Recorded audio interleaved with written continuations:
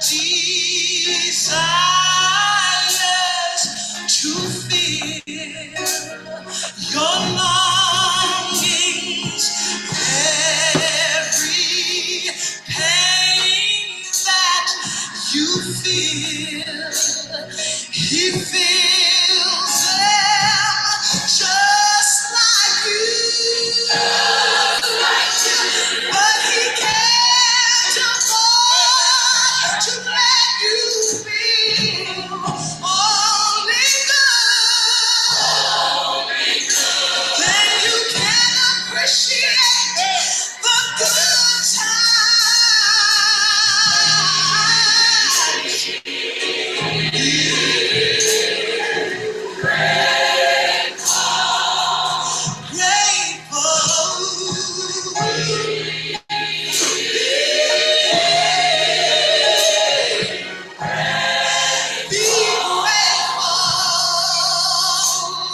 Be grateful,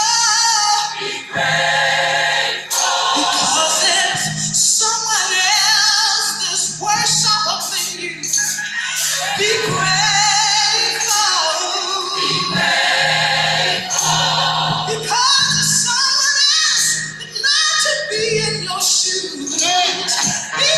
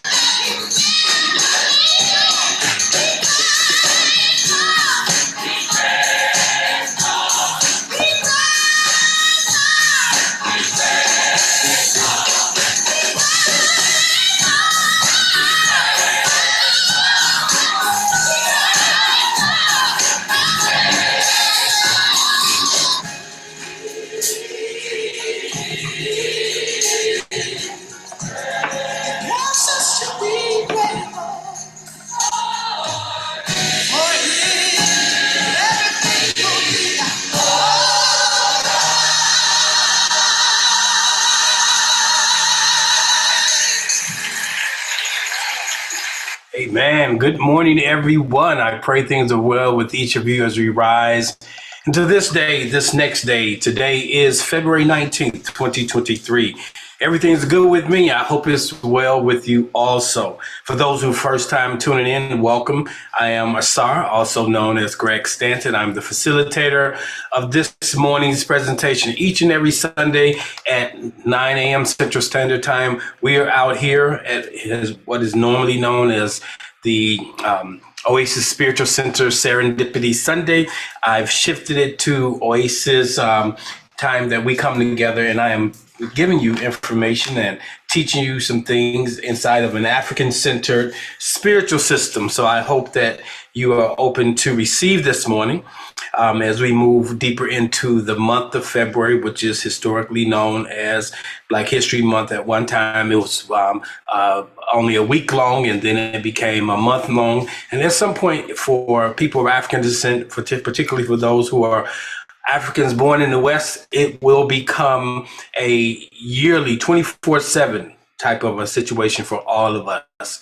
Because once we do that, then we'll be personifying what it means to love ourselves, what it means to honor our ancestors, honor our mothers and our fathers, that our days may be long in the earth.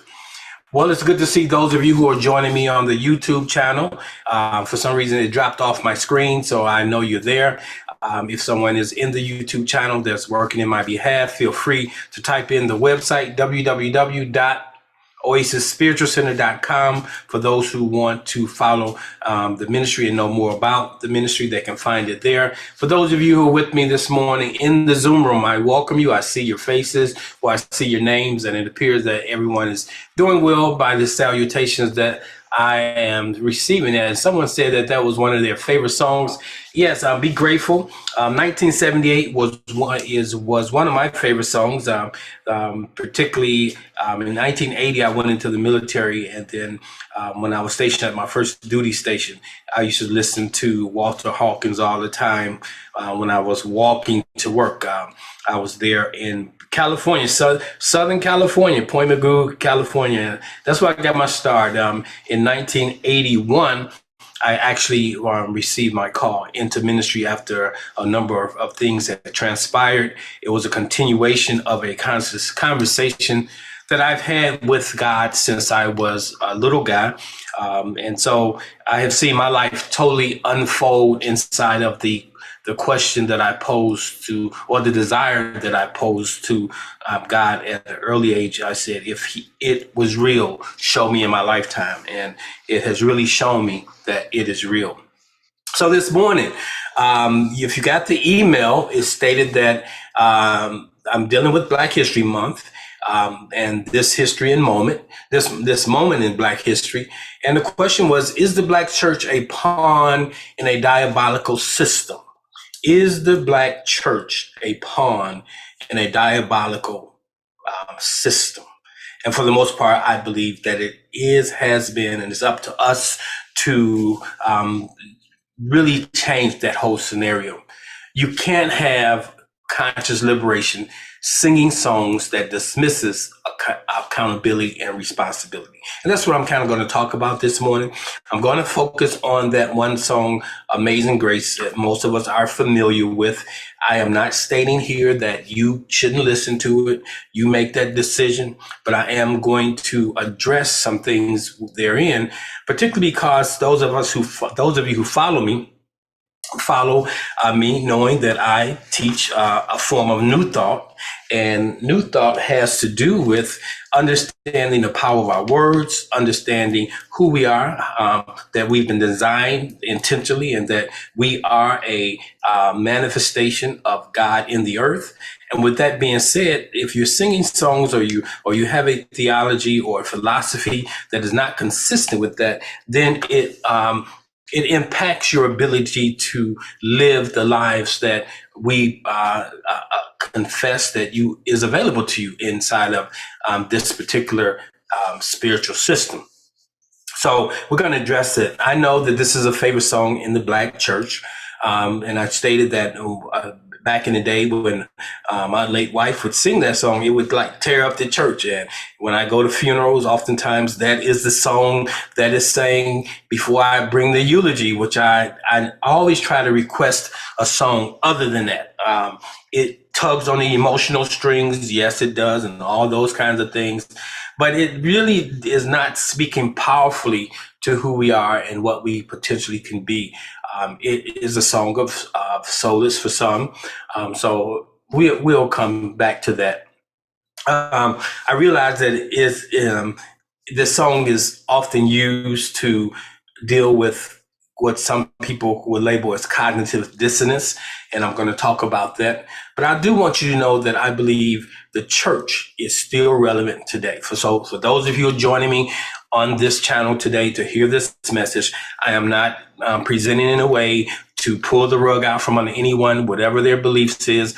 I want to put in front of individuals information that they may not be aware of and be able to process it in their own way at their own time. But I really want us to begin to create a narrative that is not imposed on us. And when I say us, I'm talking about those who have had the Christian experience. The word tells us, despise not the time of your new beginnings. And what we have to understand is that, at least I teach, that we all come here inside of a soul agreement, a contractual agreement, which means we're born into the right family system. We're born into the right circumstances. So sometimes when we begin to unpack our lives and see that things have been done to us, when we see that we've been inside of things that is less than favorable, we have a tendency to react to that and say things and do things. But we always have to remind it that all things work together for the good of those who, all things work together for the good of those who love the law, who understand the universal principles and are called according to their purpose. That is, when you are aligned with what your soul path is, the reason why you're being here, you don't get caught up in other people's narratives. You don't even get caught up in the group that you belong to narrative. You have to be mindful that what is going on in someone else's life is not always pertinent to your own life. And so be careful what you get caught into. It is important that we know our history, however, because what I am finding, the more I study history, even though I was in the midst of history being made, I'm a 60s child, I see now that there's a lot of revisionist conversations taking place. I was in a presentation earlier this week that was put on inside of the VA, and the individual was talking about Dr. Martin Luther King and how he was in Chicago for a year. That's a lie. I know that he was on the west side of Chicago in Lawndale. He had an apartment there, but he didn't stay that long. He probably had to pay the rent to the Jewish landlord who rented that place to him. He paid it up for a year, but he didn't stay there for a year. So sometimes when we get in history, we have to be mindful, even when there's history that's being given by people that look like you, sound like you, talk like you, but everyone gives their story from their vantage point. So I give my story from the vantage point of having been there, of what I've experienced. And I try to give my story in such a way that it's not to manipulate anyone, but it is what it is. So even on this morning, when I talk about this particular song, I'm not trying to persuade you not to listen to it, but I want you to be informed, particularly for those of you who are mastering this thing called life, using the principles of what we call New Thought. You have to understand, and maybe you're not in New Thought, maybe you're just a word church.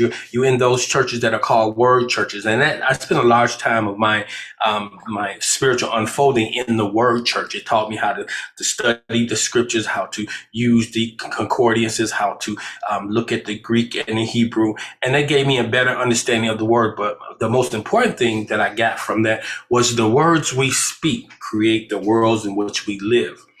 So this morning, I want to kind of unpack that again. Again, lay the groundwork by saying I'm not an angry black man. I'm not trying to get anyone to shift their positions. It's just a conversation of awareness. So if you are one who loves Amazing Grace and want it sung at your funeral, so be it. But I want to tell you right now, if they start singing that song at my transition service, please start throwing tomatoes because I don't want that song sang. Okay. Matter of fact, I really, until you can really understand the power of true Christianity, that song I find is one that is helping people deal with cognitive dissonance, and I'm going to unpack that.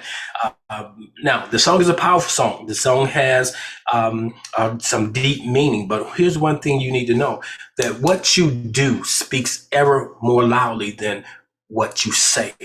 And when we begin to look at the author of this song, we're going to see that his life prior to the penning of that song is so powerful that it kind of diffuses the message. And he wrote the words, he did not write the melody. And so many people are attached to the melody more so than the words, or the words ride into your life based on the melody. Now, I'm not into music theory. I don't know a lot about that. So I'm kind of speaking extemporaneously right from my heart. And when we open up the dialogue, maybe there's individuals who can speak to the power of the melody, the power of music, the power of the meter inside of music. Okay. So when we look at the Black church in America, it has a very particular expression, an expression that's different than the Black church in Africa, the Black church in Brazil. The Black church in America was forged inside of a very specific set of circumstances. And we need to know that. And we need to know the Black church was birthed in America out of. Now, the Black church is not saying Christianity. Christianity existed way before the Europeans got a hold of it. Christianity existed before it began to be exploited inside of the Western system. And so I want to speak, but the Black church, when we talk about the Black church, the ecclesiastical body called the Black church, which started as a result of the Ma'afa, the diasporian experience. It was a response to trauma. It was a response to post-traumatic slaves syndrome. So it was a way that we could begin the healing. It was a way to express through the pain and all the things that came with that. So I want to set the stage because it's important that we deal with timelines. Everything, when you're talking history, make sure you are looking at timelines. So we understand that the enslavement period that was promoted by the Europeans, the English in particular, started in 1619. But the slave period, the true enslavement of Africans by individuals first started with the Arabs, okay? And then after the 1,000 years of the Arabs enslavement, there was the Portuguese began to enslave in 1400s. So about 1442, they started enslaving. So from 1442 to 1619, it was primarily the Portuguese, the Spaniards that was doing the enslaving. So that's important that you realize, even though we start talking about enslavement from 1619, but we have to start talking about enslavement pre-1619, pre-1442. We have to really begin to look at the enslavement of the African psyche by the Arabs. That was when it first started. We started seeing our names get changed, our culture change. We began to see the indigenous African systems be extinguished, or they have been manipulated under the influence of the Arab influence, also just like under the Christian influence. So these are some things you need to take into consideration. This is not just a black and white conversation. This conversation has many layers to it. So I want you to know that. So when I talk about the Black church, and many times the conscious people and individuals, this new community of conscious people attempt to disqualify the Black experience from the church. For it is the Black church that gave many of us our first opportunity to do public speaking. It gave us our first opportunity to do community service. It gave us the opportunity to be up close and personal to professionals. So the Black church has a lot of positives associated with it. It was a way to express, communicate in an esoteric way, the exoteric system that was often imposed on us. Remember, before the African came to America, they had either their indigenous spiritual system, they had a form of Islam, they had Christianity, they had Judaism. So the European did not necessarily introduce the concept of Christianity, but the African took the familiarity with Christianity that was being that was different than the one that was being imposed upon them, and they used it in a very strategic way. Now, people don't talk about that, so that's something you need to understand. that the songs that the Africans sung, the Negro spirituals may have sounded like Christian hymns, but they really were coded messages. And so we have to go back to the Negro spirituals to see how the gospel evolved from that. And a big part of the Negro spirituals was an opportunity for them to express themselves in rhythm, in harmony, using instruments. Now, the instruments were taken from them, but they would do the call and responses. They would use clapping in the black church. Clapping is a big part. When you didn't have instruments, you would clap. When you did not have musical instruments, you would have call and response. So it was participatory. So this conversation this morning is not so much about the history, but I want to drill down this morning into this particular song. Now, because of the enslavement and because of the trauma, when people go through trauma, they take on certain coping behaviors. And so I believe that Christianity is filled with, that is westernized Christianity, the black church in particular, is filled with coping behaviors that has now become commonplace and part of our culture. Trauma will cause you to do things to survive, and not necessarily the things that you should continue on. But if you are not aware of it and it goes on for hundreds of years, it becomes part of the culture and you don't understand why you do it, but you do it. So some behaviors that are adopted to cope become part of the culture and don't always represent what I would call our highest and greatest good. And we need to begin to identify which things we are doing that doesn't represent our highest and greatest good. So this morning, I'm going to touch on a sacred cow. One of the sacred cows in the black church, beyond the Bible is a sacred cow. The white Jesus still in 2023 is a sacred cow. The westernized version of Christianity is a sacred cow. Even though we found that early in the African experience here in America, we had individuals who understood that the systems that were being promoted, the denominations didn't have our best interests in mind. And we began things like the Episcopalian Church. We have the African Methodist Church. We have the Black Baptist Church as a result of these things. And so we see it was our response to not being able to integrate into a system that really celebrated us. So we created our own. But we took what they were doing and we made it our own. And sometimes that's not even to your highest and greatest good. So this morning, I want to look at this particular song. But before I look at Amazing Grace, there's another song that was written by Dottie Rambo in 1968. And in this song, it's titled, "He Looked Beyond My Fault." And in that song, the first stanza says, "Amazing grace shall always be my song of praise, for it was grace that brought me liberty. I'll never know just why Christ came to love me so.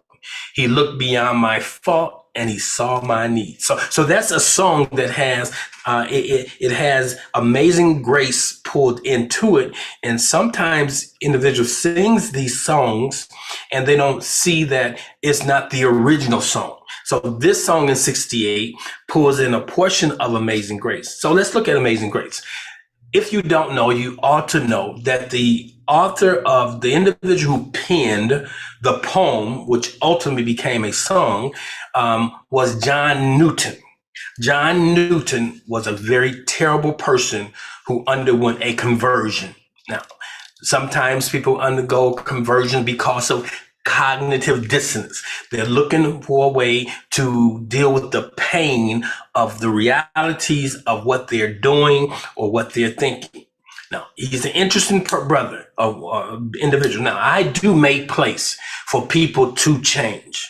But sometimes even in your change, what precedes your change gets in the way or disqualifies you to go to the next step with all mankind, such as because of his. See, we live in a day and age today that society is real interesting.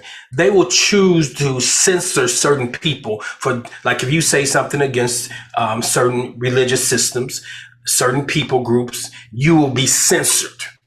Okay, they'll take your stuff down. They'll remove your name from the annals of history because you have done something wrong. But yet we do not censor those who have done senseless things to us.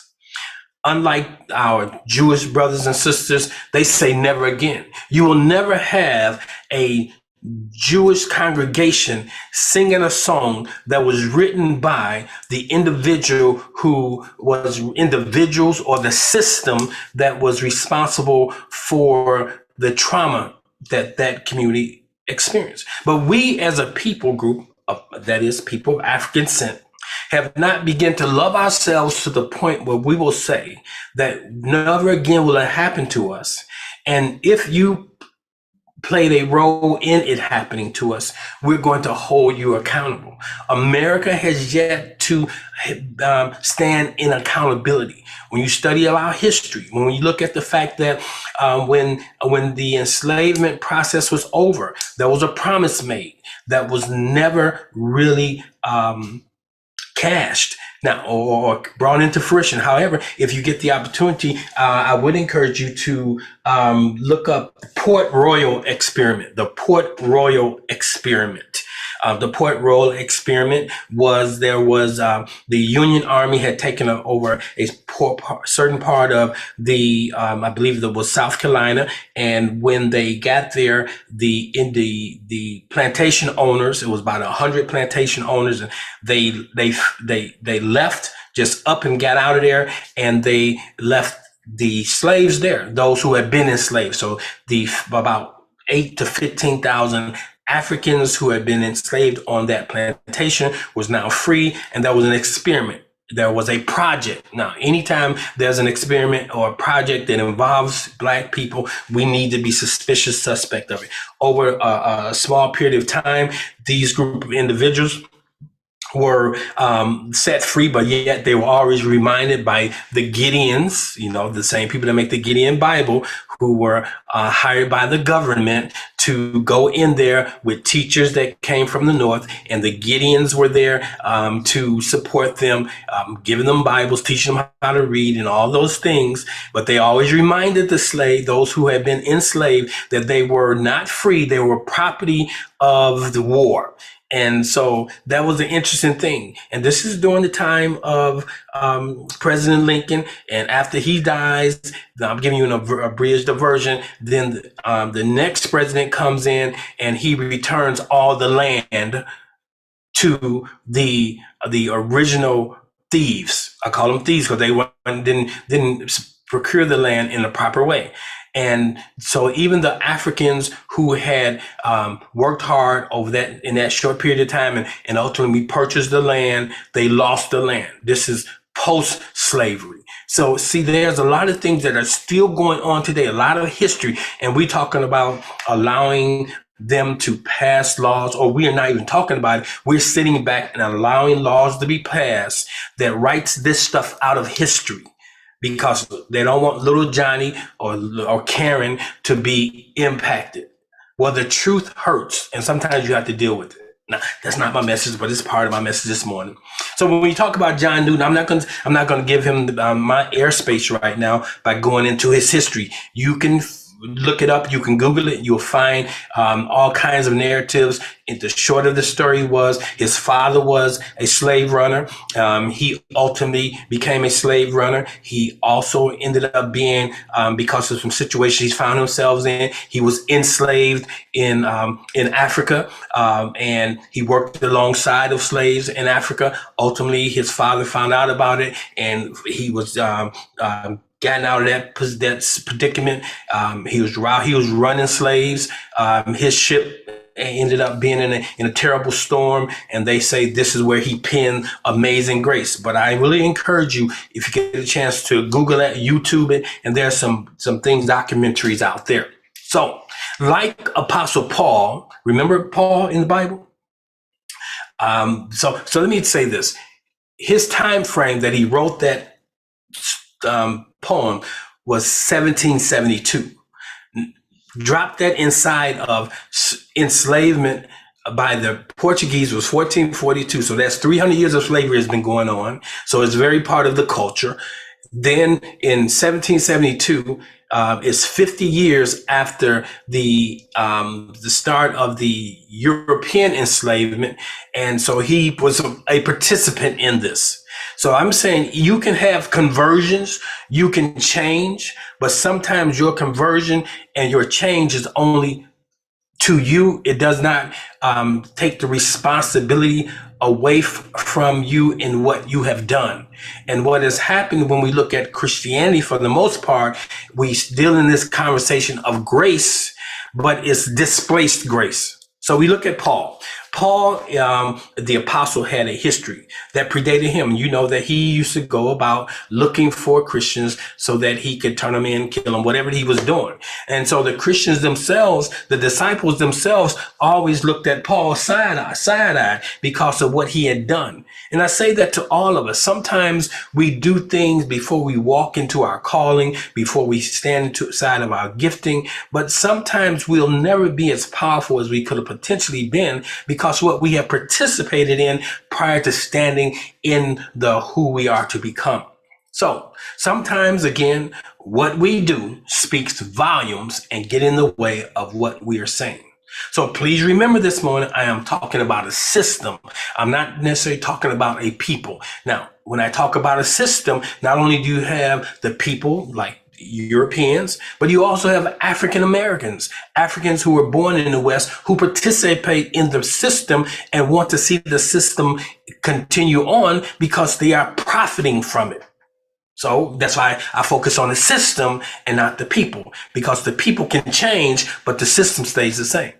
So the system of racism is deplorable and is used by certain people and even perpetuated by those who have been subjugated to the system. So let's take a look this morning at this song that I'm highlighting. And the song is entitled Amazing Grace. So a couple of things I want to pull out here.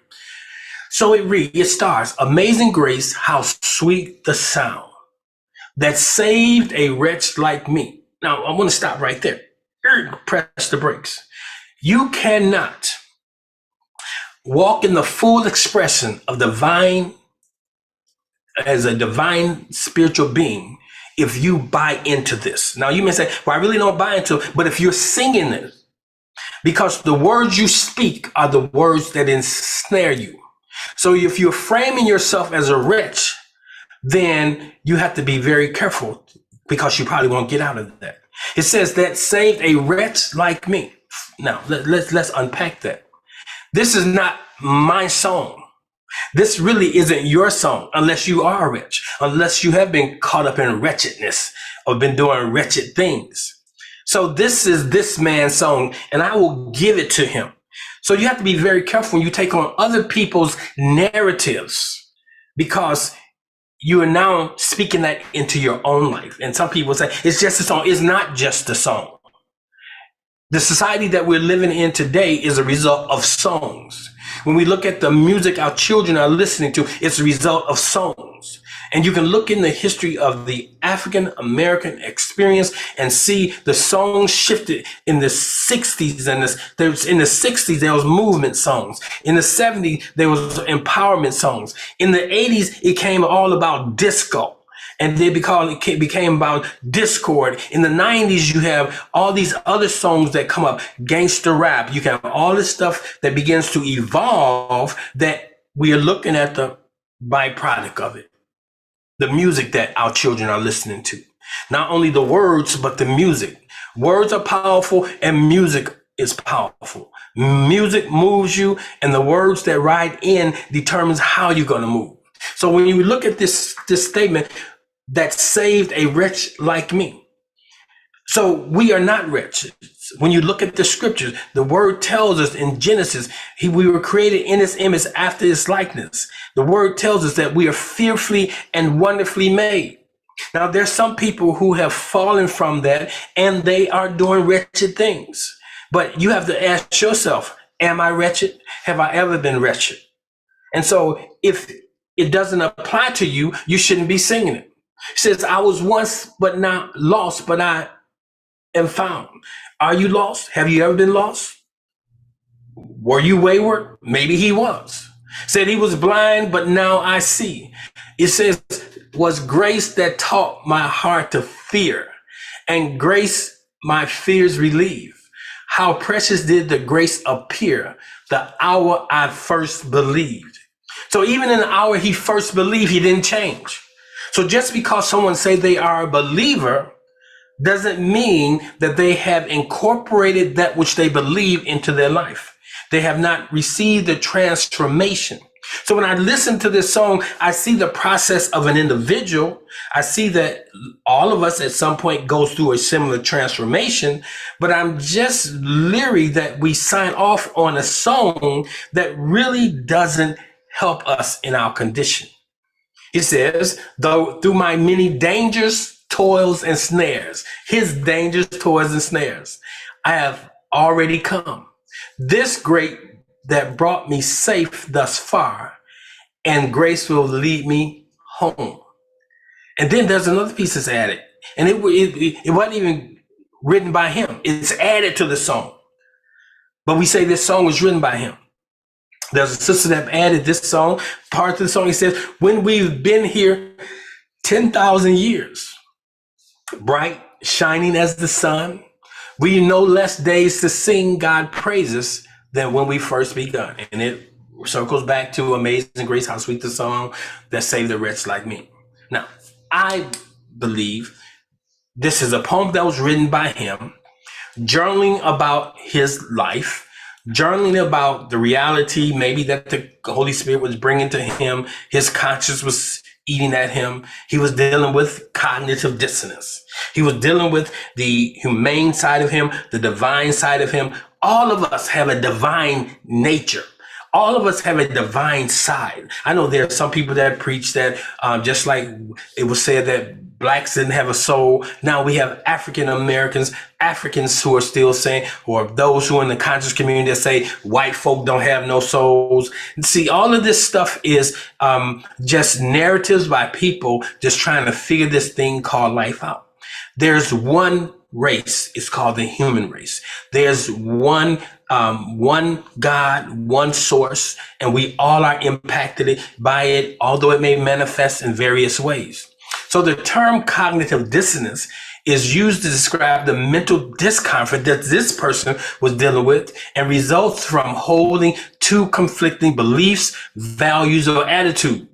Now, we all have that. When we do something we know we shouldn't do, even if you're not reading the Bible, you know, if you say something to someone and you step away and you have this like tugging on you where you know you shouldn't have said that, there's a level of cognitive dissonance going on.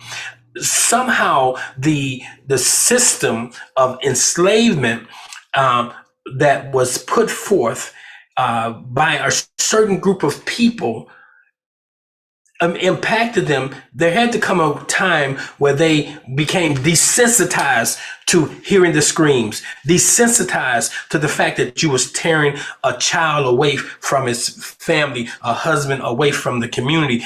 You became desensitized to that. And so even in the desensitization process of the desensitizing process, yet the heart is still there. The conscience is still there. That's why people are dealing with cognitive dissonance. So he writes this song, and I'm not only am I dealing with the song this morning, but I'm dealing with a set of scriptures. I'm dealing with a set of scriptures that are all around grace. For grace has been misappropriated. People will do the damnedest things to you and then expect grace to cover them. Now, when individuals do things to us, our only obligation is to forgive them. Maybe they know not what they do. So I let them go.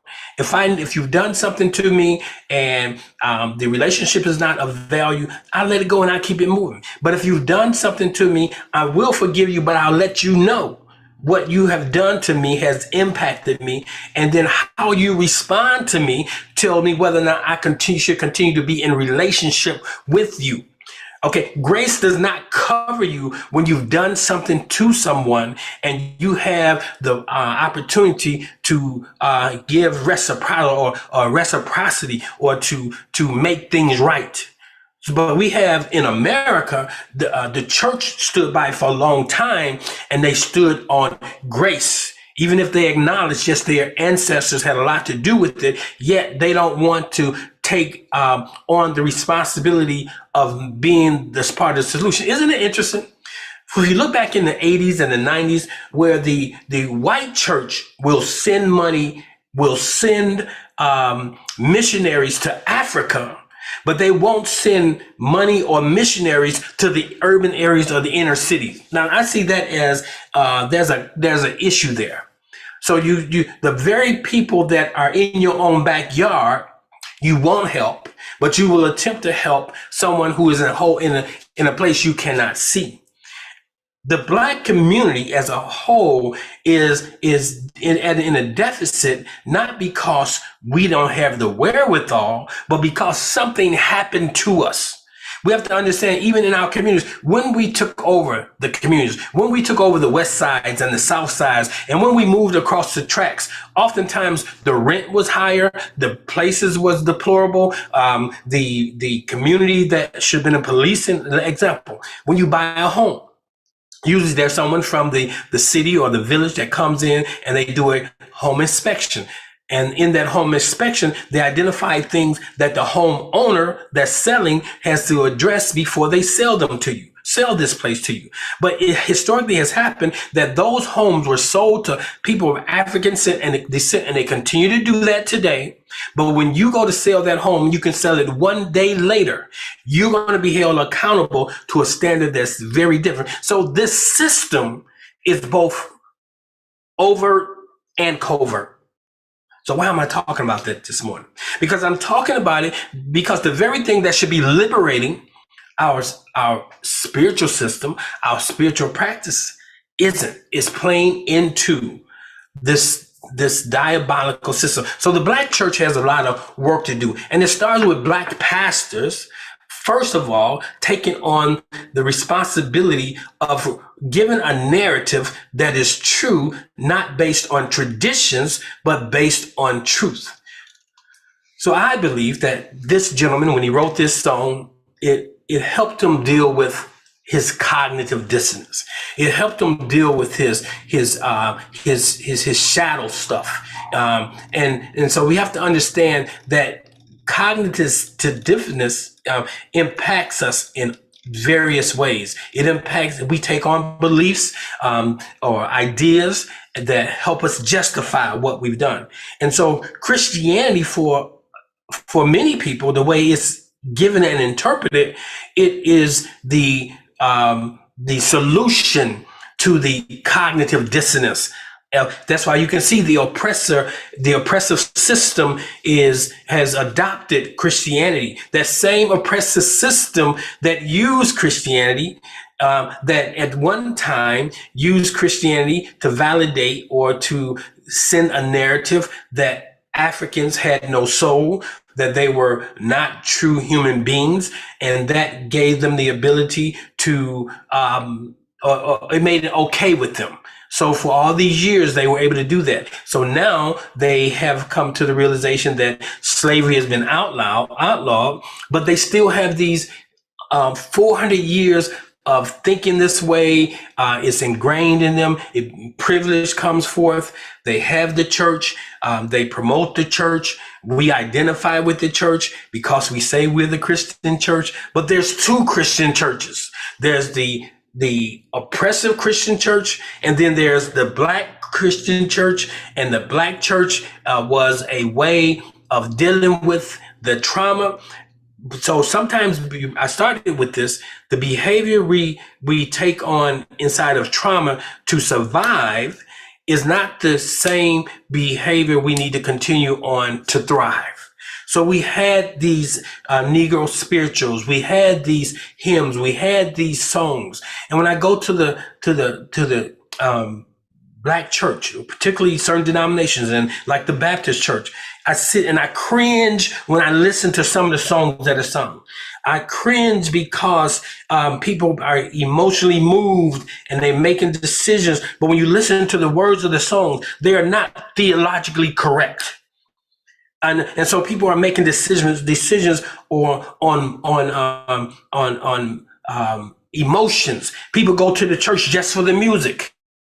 People go to the church just for community, which is, I understand that if you don't have community, it's a place to get community. But the church is not about a song. The church isn't about community. The black church should be about transformation. So the question is, why would people don't come to church today? Because there's no transformation. They get more transformation by aligning with a life coach. They get more transformation by aligning with the therapist. Have you noticed that some of the most powerful churches, the most influential churches in America today are the churches that are almost mirroring the conversations that life coaches are having, that positive thinking gurus are giving? Because people want to go where they can grow. People want to go where they can change the condition of life. No longer is the message just when you get to the great by and by. No, I want mine now. You came here to do, be, and have, and to express as God in the earth. So what am I saying this morning? I'm saying we got to relook this thing called grace. For the word tells us in Ephesians 2:8-9, for by grace you have been saved through faith. And this is not of your own doing. It is the gift of God, not a result of works, so that no one can boast. For we are his workmanship, created in Christ for good works, which God prepared beforehand that we should walk in. So by grace refers to God's favor. Now, grace does not cover you when you're doing things. Grace helps you move through when you've done something and you know it's wrong. You can't undo it in the physical sense, but grace gives you the ability to identify, I've done wrong, I've wronged someone, and now I have the ability to make restitution. And if you can't make restitution, sometimes you can't change things, but you can acknowledge your part in it.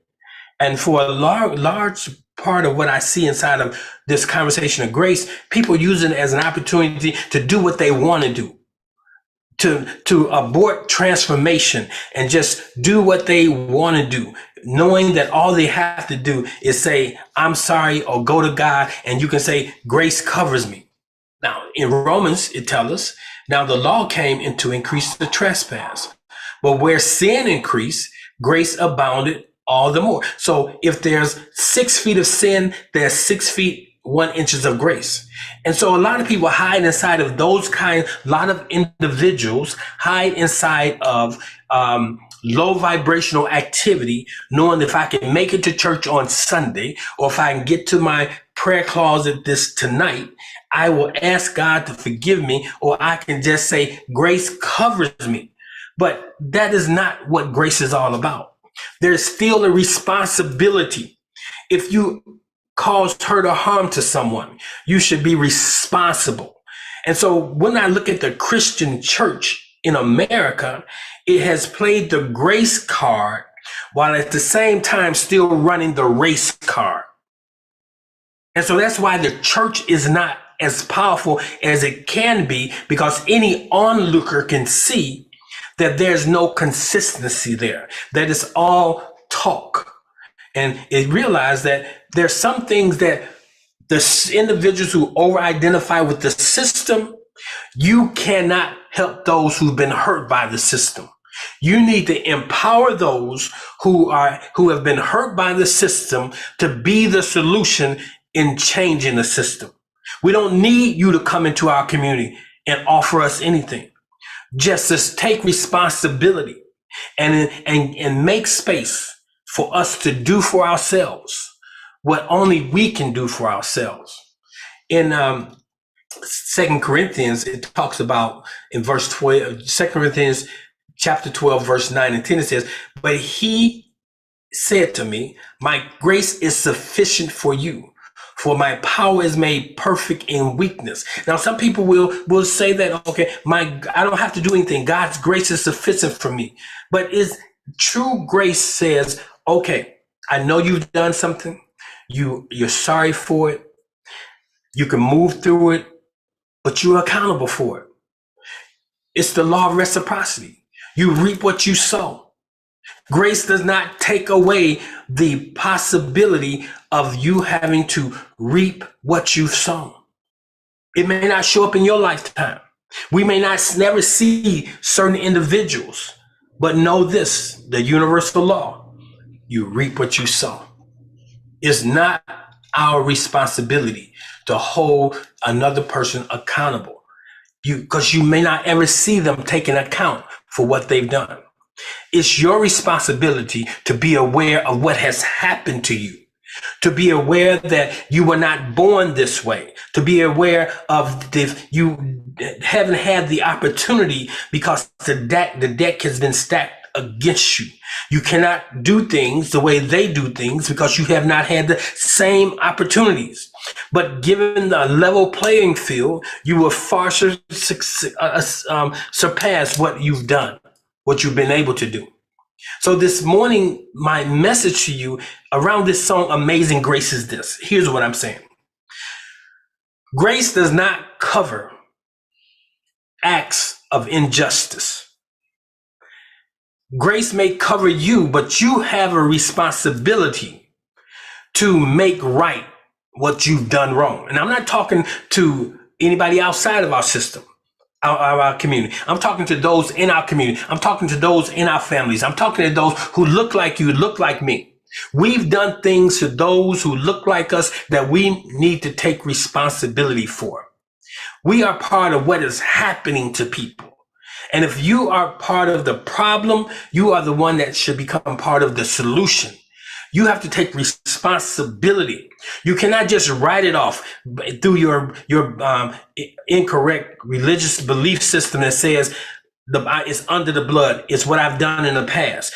Well, if you've done it in the past and you still are yet alive, and the person you did it to is alive, you still have a responsibility to make restitution, to acknowledge that, yes, I am the problem. I caused that in your life. So we always can look outside of our community and see what they need to do. But it's some black politicians, it's some black preachers, there's some black doctors that need to say, yes, I caused, I played into the problem. So back to the song this morning. So when we talk about not just this song, Amazing Grace, but every song that we listen to, every poem that we read, every meme that comes across, we have to ask ourselves, what is the reality here? Is this something that represents my highest and greatest good? And for me, Amazing Grace, how sweet the song, does not represent my highest and greatest good. Because I'm not a wretch. I have never been wretched. I don't practice wretchedness. I don't even have a spiritual system that says I was born in sin and shaped in iniquity. And some people hold that scripture. But that's out of ignorance. They don't understand that that was the journaling of David. David journaled, I was born in sin and shaped in iniquity. Somebody got a hold of his journal and then put it into the scriptures and say, this is a reality that we're all born in sin and shaped in reality. We are born in sin and shaped in iniquity. That's not true. For the scripture says that except source opens the matrix of a womb, that child is not born. So why would source allow something that is wicked to be born? No, we are wicked because of the communities that we're cultivated in. We're wicked because we refuse to align ourselves with a way that is more, that leads to light and life. So when we look at David, and I'm closing with this morning, David wrote this, he penned this, just like John Newton penned his. David penned the reality that he said, I was born in sin, shaped in iniquity. Now, if you read not just the Old Testament, but what's called the Jewish Midrash, it's like a deeper understanding of the stories, you'll find that David was writing this as a result of something that was going on in his family system. His mother and father, Jesse, and his mother had separated. And during the time of separation, The children didn't know. The boys were still with Jesse. They didn't know that Jesse and their mom was still in communication. They knew that mom was separate, but they was with Jesse. And over a period of time, Jesse and his wife reconciled, which is David's mother. David was born, but his older brothers thought, wait a minute, mama comes back with this new baby. Maybe it's not dad's. And so over the course of his young life, his older brothers were always egging him on. You're not our brother anyway. And so he became perplexed by it. He was always chasing his older brothers. They never really accepted him if you read the story. And so he's writing this in his journal. I was shaped in iniquity, born in sin. And the reality is he wasn't shaped in iniquity. He wasn't born in sin. The reality is that he was the child of Jesse to his mother. But sometimes we get caught up in our own narratives, and our own narratives can destroy us because they appear to be truths, but there's no truth behind them. So David had a life filled with challenges based on the thoughts he kept thinking. And I'm saying to some of us, it's dangerous to sing songs. I don't care how they make you feel, how they tug on your heartstring. It's dangerous to sing songs that is not your reality. And that's my teaching point this morning. Amazing Grace. That song can be interpreted in a lot of ways that can help some people. But for the most part, the singing of that song, it's a funeral song. It's a death song.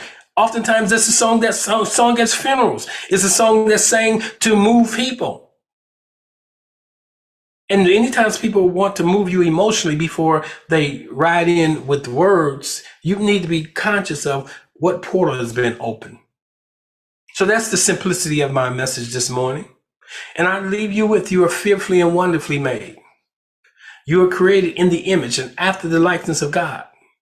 I leave you with the statement, does not your scripture say that ye are gods? Then why are you living less than?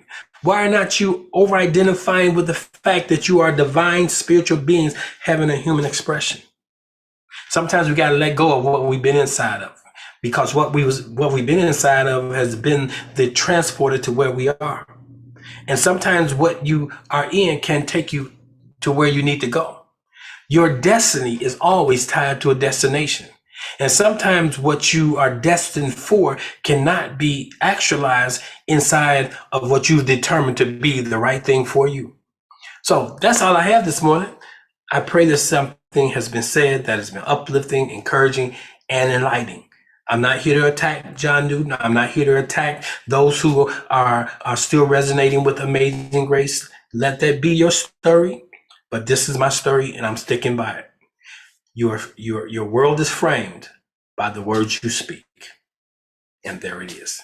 All right, we're right at the top of the hour. I'm going to prepare myself to move out of here. But before I do so, I do like to open up the floor for those who are in the room that may have a question. I cannot see on the YouTube chat side this morning. So if you're on YouTube and you're on the Zoom room, maybe you can help me out by either let me know what the question is or the statement is, and I can address it. So I want to see this morning. I see a couple people saying, the Royal, it's the Port Royal experiment. That's Tia, that's correct. So it was an experiment to say that if the blacks who are free, if the slave who was free, could they potentially be self-sustaining?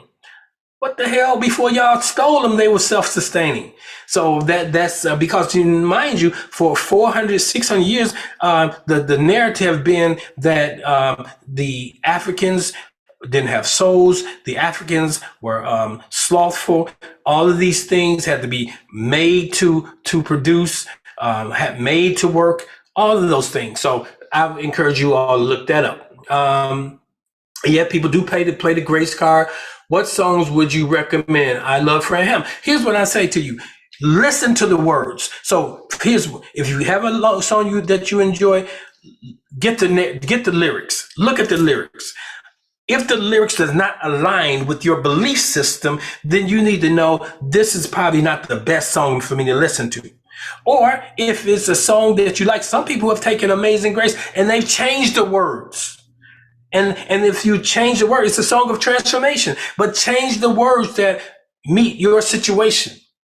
That's Kujitagalia, to do for ourselves, to name ourselves that which we have often expected others to do for us. That's Kuumba. That's the spirit of creativity, to take what we have and make more out of it than it was given to us. Cheryl says, excellent teaching. Thank you, but that's the choir.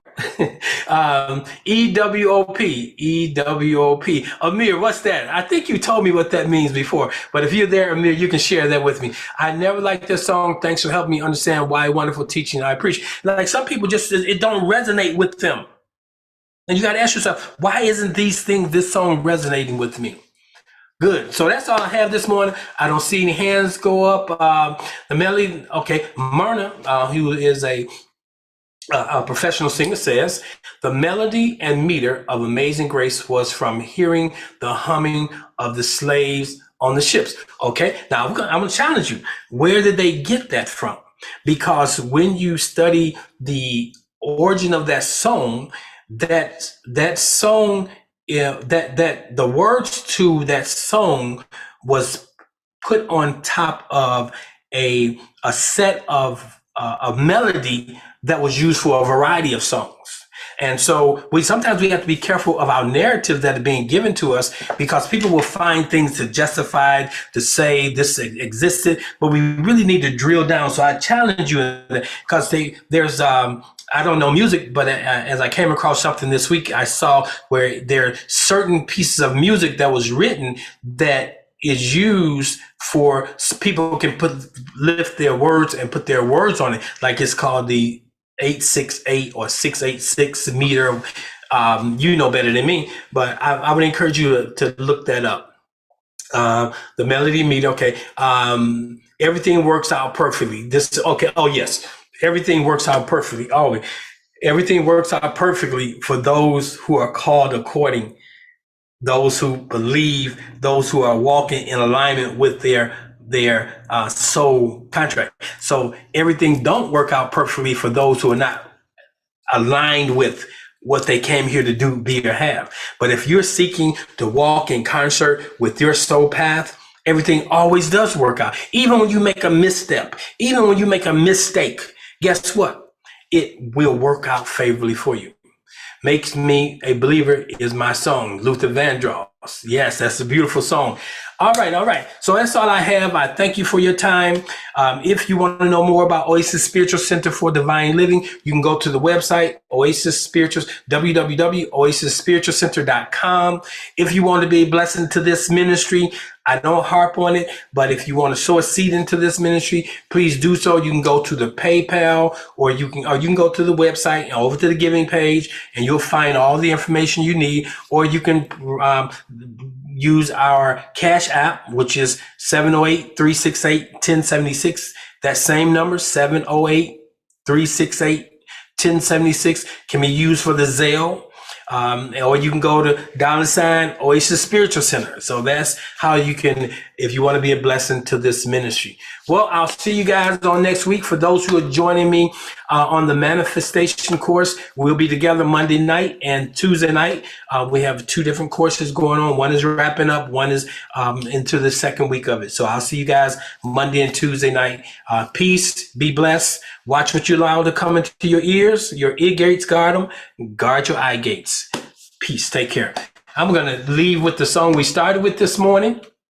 That was the song by Walter Hawkins, Be Grateful. I'm going to leave with that this morning. Now, this is a good song. We ought to be grateful. While you're manifesting, while you're creating, while you're bringing things into a new reality, be grateful for what you have experienced. Come on now. If it didn't kill you, it will help you. Now, let's listen to this song.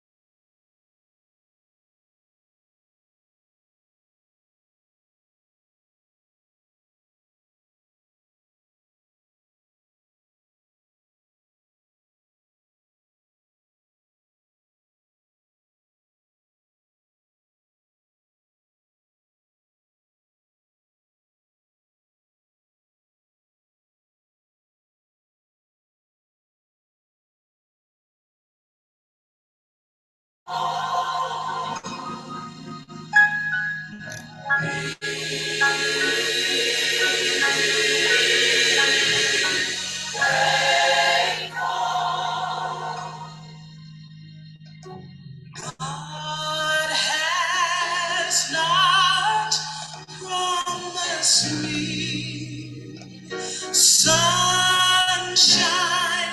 That's not the way it's going to be. But a little rain mixed with God's sunshine, a little pain makes me appreciate the good times.